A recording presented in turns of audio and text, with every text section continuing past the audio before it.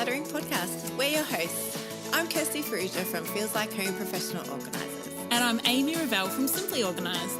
We can't wait to share with you all our tips and tricks to help you declutter and keep your home and family organised. If you'd like to engage with the podcast further, you can find us at The Art of Decluttering on Facebook. Let's get started.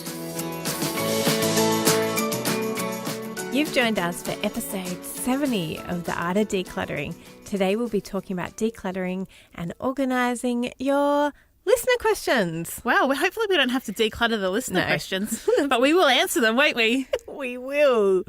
Hey, we have just had somebody join over on Patreon. How exciting. Patreon is such a great platform. It's where creatives like us can invite their listeners to join them and partner with them by making a financial contribution as small as $1 a month. I know, that's less than a coffee a month. Well, it's less than a coffee a season.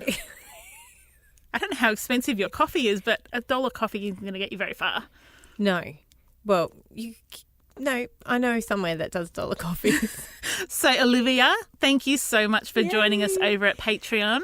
And if you would like to join us too, you can just visit patreon.com/The Art of Decluttering. We love you so much, Liv. Thank you so much. Right, let's get on to today's episode. Listener questions. So we put out a post on Facebook and said if you've got a burning question that you would like Kirsty and I to answer, let us know what it is. And we have 7 questions that we've been sent through. We're going to read those out and answer them for you. Yes. So Katie Oakenfull said, any suggestions on how to clean up under a kitchen sink with a whole heap of stuff that you may use for cleaning once or twice a year and you have limited space? So this is really interesting because I'm not sure what you would use once or twice a year that you wouldn't then use fairly regularly, and if there wouldn't be a way that you could make those the same product. What do you think? Oven cleaner. You don't use your oven cleaner very often. Well, let's be honest, I don't clean my oven. My cleaners clean my oven, but they actually don't use an oven cleaner. They just use the normal cleaning stuff that they use every day, and it sparkles. Oh, I'm totally up for not using oven cleaner. It's toxic and horrible. But some people may use it. Yes, some people do. In fact, I was sitting with my girlfriend yesterday and she was saying that her and her husband have organised a great Saturday date. Oh, cleaning the oven. Cleaning their oven. So how do we suggest to Katie that you would clean up under the sink? Because, it can end up with sponges and cleaning products that you don't need to access all the time. So what would you recommend? I would recommend, quickly, just having things that you know that you use very often and actually being really thoughtful about what it is that you do need. Like, have you bought things that you've thought, yeah, I'm going to use that, or I should use that, and then find yourself reaching for the same product for every time you go to clean. And if that's the case, get rid of all the rest of the other products. That's a great idea. What we've got in ours is I've actually installed a rail underneath the kitchen sink. So our kitchen sink doesn't have any shelves. It's just like the whole under the sink area is one big open area. So I got a rail like that you would use to, what else would you use it for? Like that you might hang utensils on and things like that. And I've installed it underneath the sink so that spray bottles can hang, like the little spray nozzle bit hangs over the hook and you can see them and grab them so quickly and they never get lost at the back. Like they're actually up high up off the floor. So that's a great way that you could organise them, Katie, so that you can see what you've got but also separate them out. And like we say often, go shopping in your cupboards before you go to the shops and go, see something on special and go, I'm not sure if I have that. Go shopping in your cupboard first. Yeah, and there's often products that can be used across multiple platforms. Like you might use, say, vinegar and bicarb, which is one of my favourite things ever. I cleaned the drains yesterday with that in our kitchen, but I also use that in my washing. So I use vinegar instead of fabric softener. I also can use it to clean the bathrooms and also use it for a whole lot of different things. So you might find that there are some products that once you've used up the excess that you've got, maybe think about finding multifunction ones that you can replace it with. Yes. And you can also go back and listen to our episode 67 where we talk about cleaning products. That'll Not give you listener some requests. cleaning products. That'll give you some good tips. Yes, it will. I would also say, Katie, if you've got space underneath the sink, to have some containers that have things like, you might have one for sponges and you might have one for rubber gloves and you might have another one for cleaning products. And what that means is you can really quickly grab a whole container out if you're needing a new sponge. So rather than kind of having everything in there a free-for-all, having like with like in some containers can make it much easier for you to find what you need. Yay. Great tip. Excellent. All right. Not questions. We've got heaps more questions. Any other answers for Katie, or should we go on to Owen's question? I think Owen deserves some space now. All right. Owen Gray asks, what is the most amount of stuff you've taken out of one house? And what's the most common items that you declutter from clients' homes? Such a great question. That is a brilliant question. So let's talk in terms of maybe cubic meters. If I knew what a cubic meter was. I can talk in terms of cubic meters. How does your brain work? Is it bags or is it percentage? Oh, probably bags. Okay, go. Well, no, and I do know some cubic meters only because so recently I had an amazing client who we got rid of 1.3 tons, and I only know that because they went to the tip and they got it weighed over a couple of truckloads. But that was just what went to the tip. That did not include the 6 full car loads that went to Lifeline.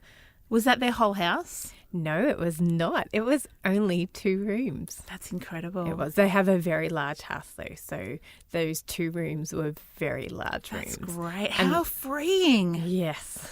That's amazing. But I've also had clients who we've worked over the longer term. So this is a week job that I did with that particular client, and other clients I've worked over like a whole term or 2. And so it's been like multiple bags every day that we work. And that's, sometimes there've been like 5 or 6 bags of donations and 2 or 3 bags of rubbish. Yeah. So I'd hate to think of how much I've sent to the tip. It's a bit scary, isn't it? But the truth is that stuff was sitting in our clients' homes and they were treating their homes like a tip previously. So just like we're in the middle of one of our courses at the time of recording, and someone shared with us the beautiful thought that when you overeat and you eat stuff just for the sake of getting rid of it and you treat your body a bit like a food disposal, in the same way when you keep unnecessary things and rubbish in your home, you're kind of treating your home like that tip. You don't want it, you don't need it, but the effort to go to a tip, or it's too much. I think probably the most I've gotten rid of in one session with donations was we filled a 10-ton truck with purely donations from one of my gorgeous clients. So they actually had to bring from the op shop a big 10-ton truck, and we filled it. It was unbelievable. I did not expect that we would do that. I thought maybe we'll cover the floor, but we filled this truck. So we were going through a garage, and a big garage. So we got rid of everything. When in that same session with that client, we got rid of 9 cubic meters of rubbish. Wow. So that's... And is that just one session, or was that over multiple sessions? Just one garage. But one session, no, like one day? 3 days in the garage. Wow. 9 cubic meters, which would work out to be, say, 3 or 4 ton of rubbish, and then filled a truck with donations. So that was thrilling, because the absolute freedom she got by having this garage that was empty at the end of it was incredible. And that is exactly what we love, is the freedom and joy that comes from realising just how much space clutter took up, whether it be donations or actual stuff that belongs in the tip. Or in this case with my client that I was talking about at first, she also, I reckon we probably had another 1.2 tonne of paperwork that they did bonfires with, because they lived on a big property. And how fun. Like, there's a bit therapeutic in that too. Yeah, and there was lots of sensitive material, so it had to be burnt or shredded. Yeah, and who's got time to shred that much paperwork? And the shredder kept cracking it at us. Yeah, you know how fair shredders... enough. Yeah, they lose it. And they only work for 60 seconds. I had a client not too long ago that we did her wardrobe, so this was one session, 60 large garbage bags of donations. 60. Yeah. 60. Amazing. Amazing. And I think for us, sometimes, as Kirst said, there's that weekly or fortnightly sessions, and so you don't see the cumulative effect of your decluttering. But when you do like a couple of days or a week with a client, you really notice. Like I would say we did one probably 2 or 3 months ago now, and I would estimate we got rid of 60 to 70% of everything she owned in a matter of a week. Wow. So obviously it was a very cluttered house, but what she ended up with was beautiful, but incredible to think you could get rid of that quantity and that percentage of your stuff and still end up with a beautiful home. Awesome. So and that's why I just freeing. wanted to encourage our listeners that you may not see the progress that you're making, but take stock. Look around, think about everything that you have already donated, everything that you have taken to tip or put into your garbage bin, and things that you have shredded, and realize that that stuff is never coming back into your house again. Like, how awesome. Even if you bring new things into your house, the stuff that you have let go of has been let go of. And so give yourself a pat on the back or have a glass of wine. Enjoy and celebrate the fact that you have actually let go of stuff and that your house is feeling lighter and you don't ever have to think about that stuff that you sent to the tip ever again. Brilliant.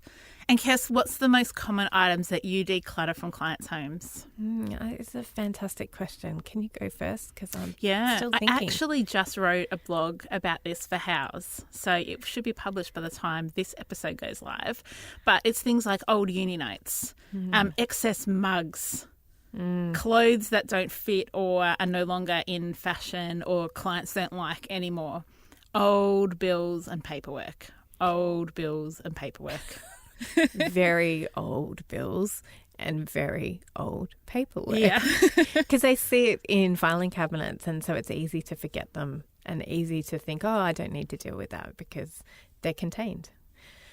I think that my most common item that I declutter would probably be toys. You do lots of Kids' young toys. families. Yeah, kids' toys or clothes. Clothes is a big one. Clothes, I think those two items, kids' toys and clothes, because they're so consumer items, like they're so easy just to see on sale and pick up They're and quick, bring easy, home. cheap. Yeah, and without being very thoughtful about it, like you go, oh, it's on sale. Cool, I'll Impulse. just grab it without thinking, do I actually need that 20th black T-shirt? And because you get instant joy from it, because you can wear it straight away or you can play with it straight away. It's not like a new pot where you have to wait until you're going to cook that particular casserole. Yes, Macca's toys. Oh, Macca's toys. Happy Meal toys. Yes, Macca's have a lot to answer for. More from us in just a few minutes.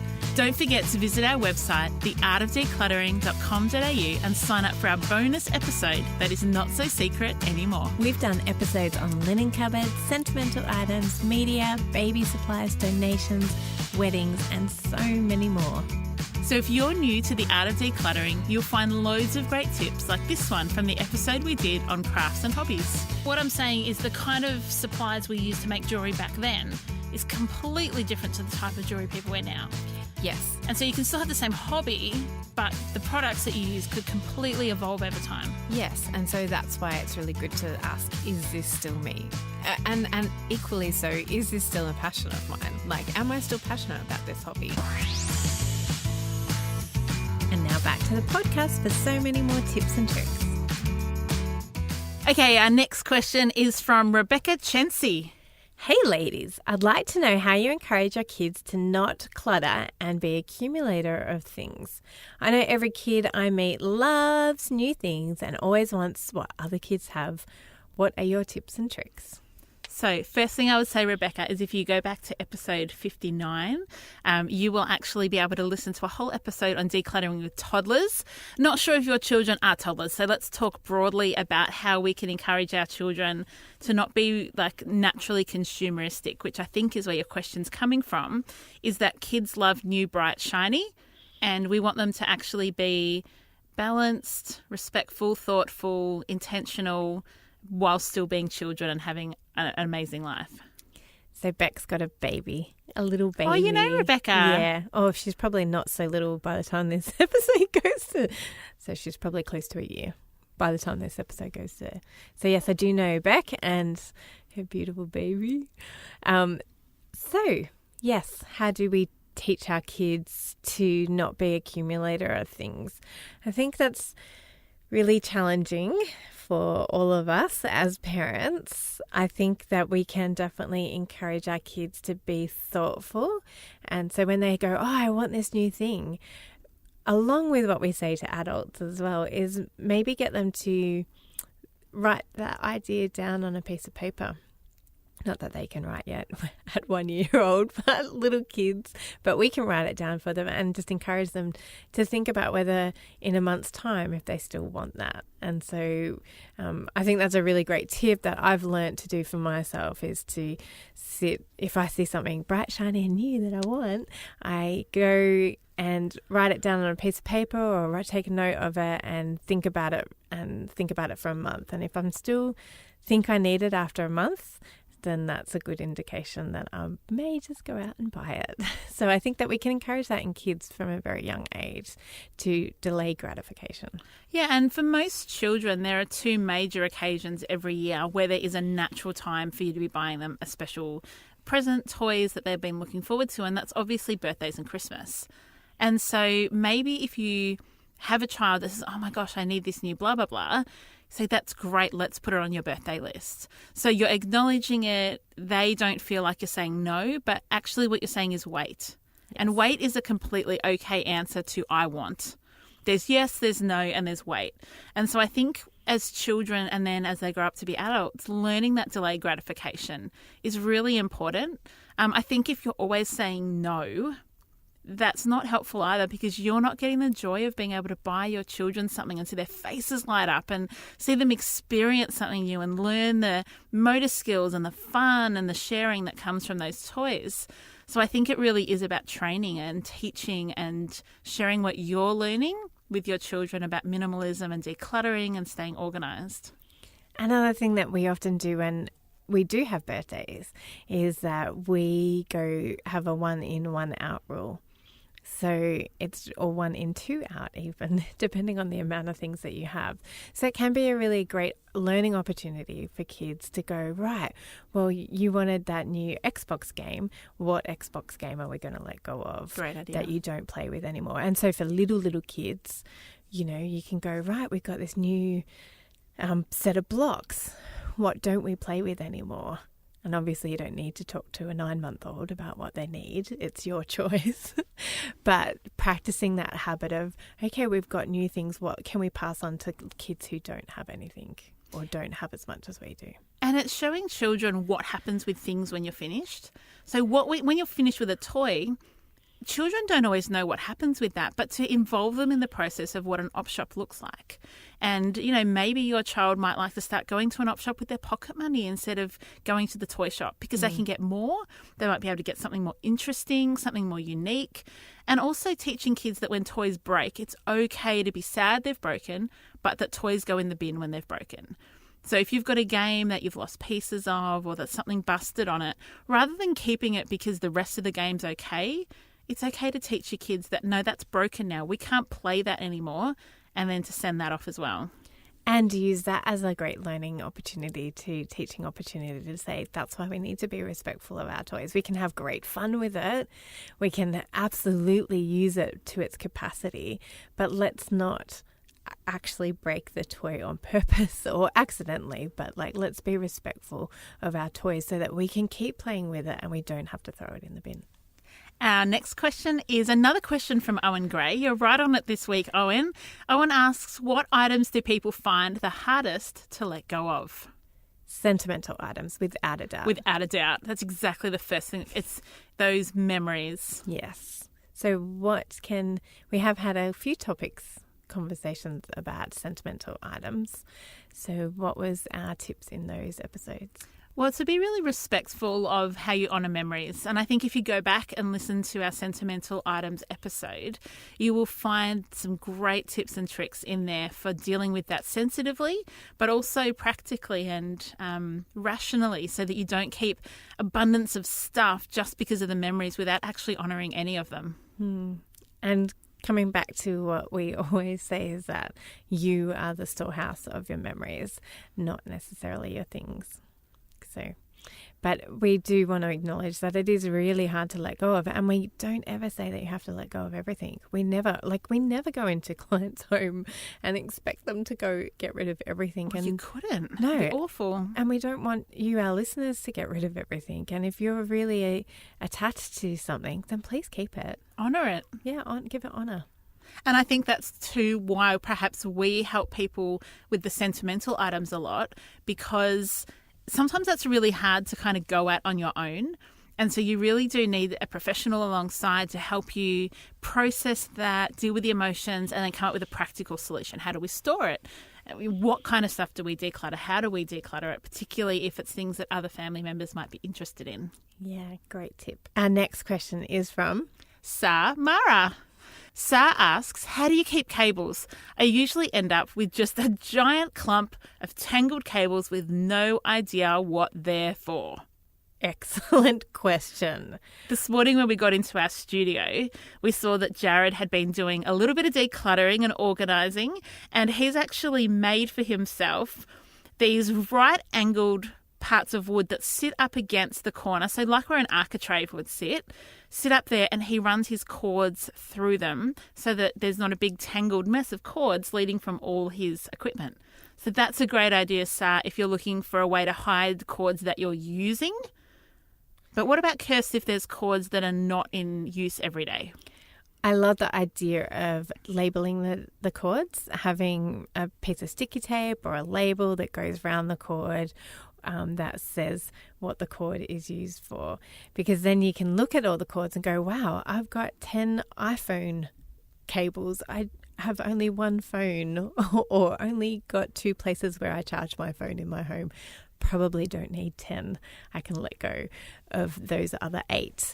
And that makes it really helpful when you do find that giant clump of tangled cables to go, this is what they're for. Like, I know what they're for. I no longer have that product anymore. I got rid of that camera. I can let go of that camera now.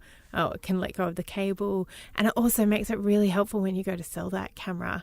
You can go, right, that cable, I need to get that cable and put it with the camera so I can sell the camera or donate it. It makes it really helpful and easy. What we do in our family is whenever a new electronic item comes into the home, we get a Snap-Lock bag even before we open the box.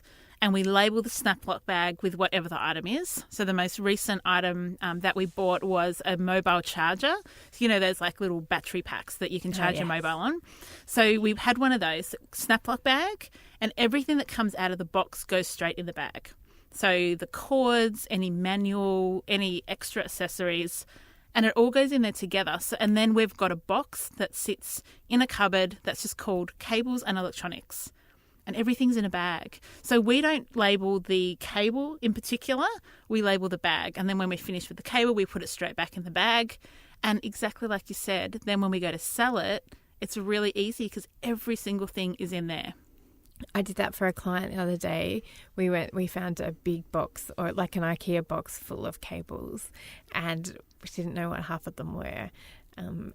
And then she knew what the other half were. So we bagged up the ones that she did know. And it made the box so much more manageable, because then you can just go, all right, I'm looking for that cable, and you pull out the bag instead of untangling all those cables to get to that one that you need. One of the things that I love for keeping your cables organised is not cable ties. So cable ties are kind of the concept where it tightens around it and it sticks together.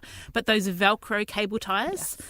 We use them at church, and I know Jared uses them in the studio, and that is a really clever way if you're a muso and you've got leads, cords, jacks, all that kind of stuff.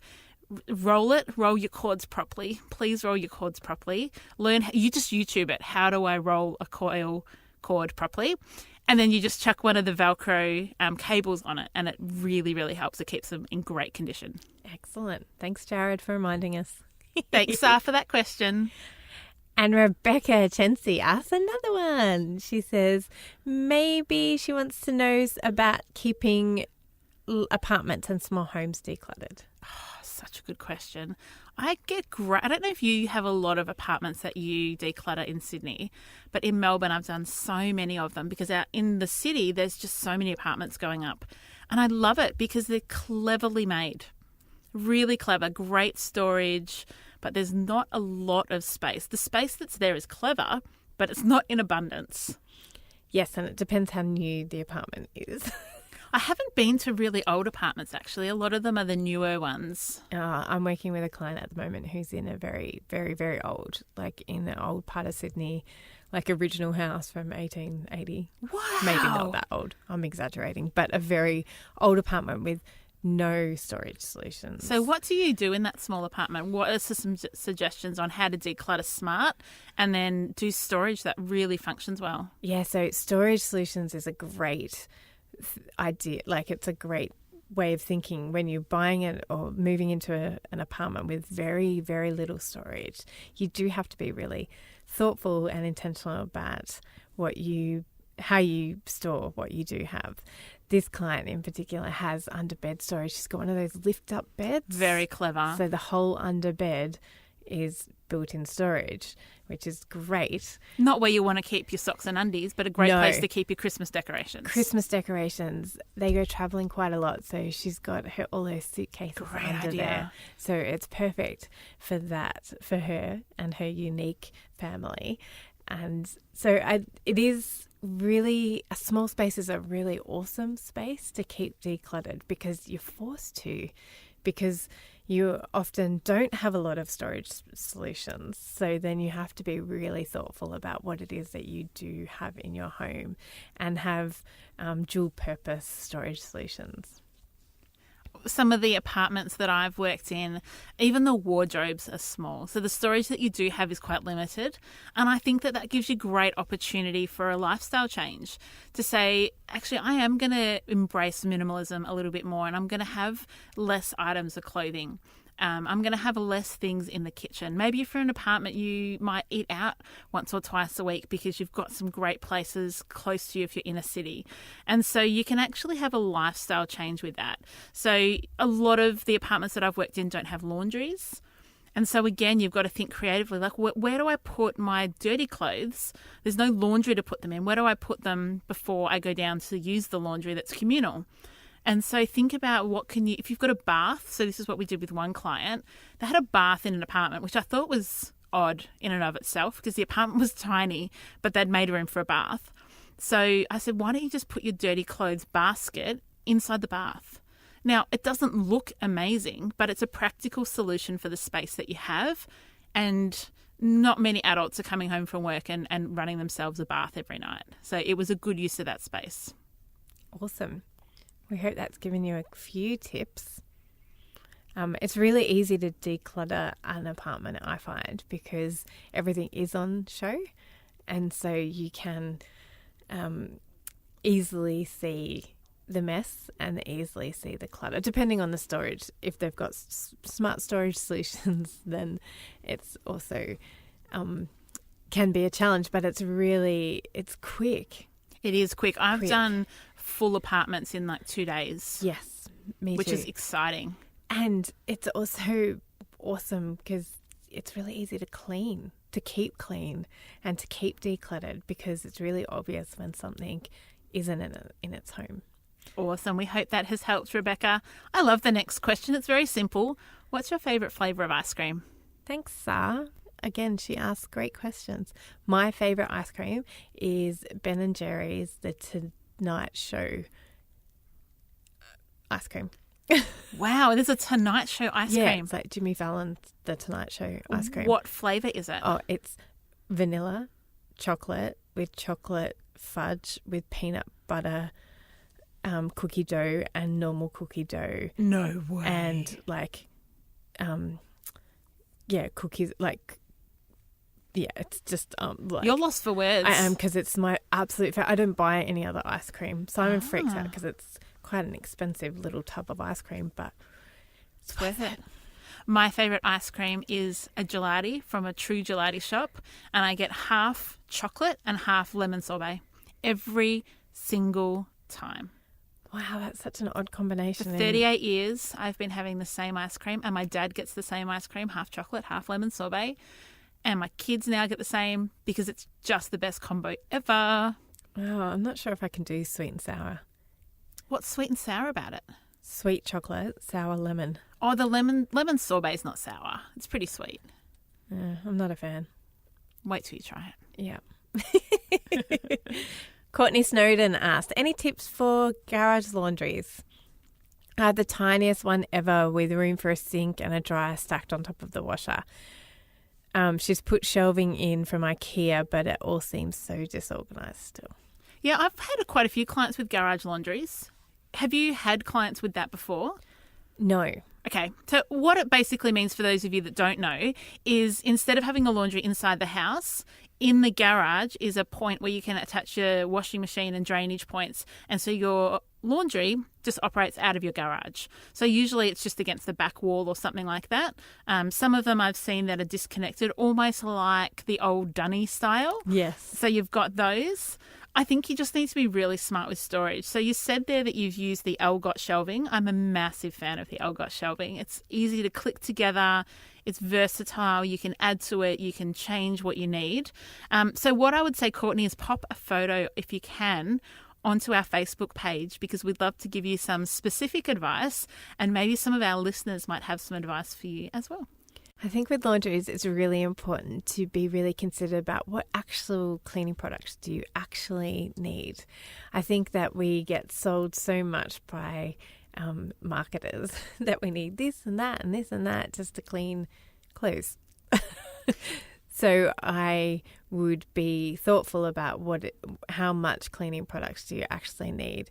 So, for instance, in our house, we have a spot cleaner and washing powder.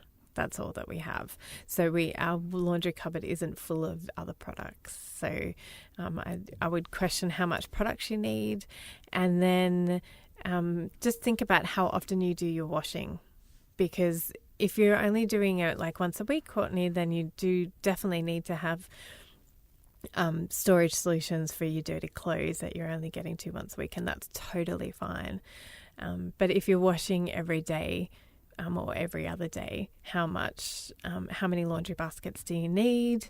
Could you think about only having one instead of one for every family member?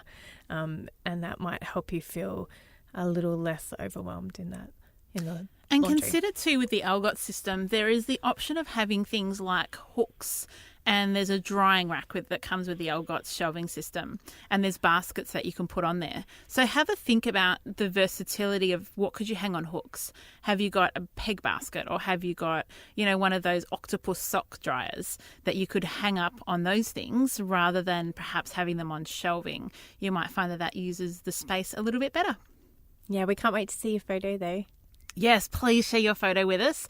And if other people have laundry garages or strange or interesting laundries, we would love to see them and see what functionality we can get out of it. Same if you have a small apartment, or if you're one of the people that have got rid of hundreds and hundreds of bags. We would love to hear how you've gone with all the questions that we've asked today. We'd love to hear your feedback and your suggestions as well, because we are not the fount of all knowledge.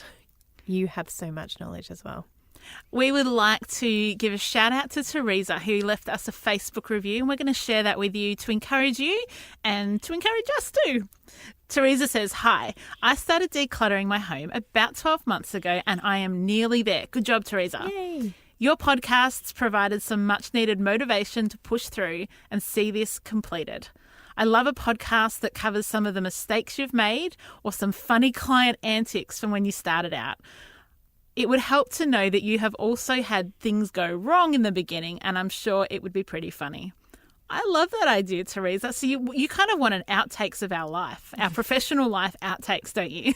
We have added that to our list. Excellent. Thank you for that, Teresa. If you are enjoying our podcast and want to share the love, we'd love you to pop over to Facebook and leave a review as well. Yeah, and if you think that you have a friend who would love to listen to our craziness and our tips and tricks, then please share this episode with them, or please share any of our episodes with them.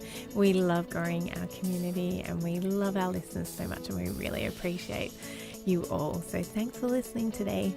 Thanks to Katie, Owen, Rebecca, Sar and Courtney for your questions. I look forward to our next episode that we do with listener questions. So make sure you give us your topic suggestions and your questions, because it makes it lots of fun. Have a great week. See you next week. Bye. Thanks for joining us. If you've learnt something awesome today, do a friend a favour and share this episode so they too can learn the art of decluttering. You can find me, Amy, over at simplyorganised.net or on Facebook as Simply Organised PO. You can find me, Kirsty, over at feelslikehome.net.au or on Facebook as Feels Like Home PO. Don't forget, you can see the show notes in your podcast app or over at our website, theartofdecluttering.com.au. So if there's anything you want more info on, check it out there. If you love what you hear, we'd really appreciate you leaving a review on iTunes. We hope you've enjoyed listening and that you've learnt some tips to help you declutter and keep your home organised. If you'd like to join our supporter community, you can do so over at patreon.com/theartofdecluttering. We hope you have a great rest of your day and enjoy the freedom.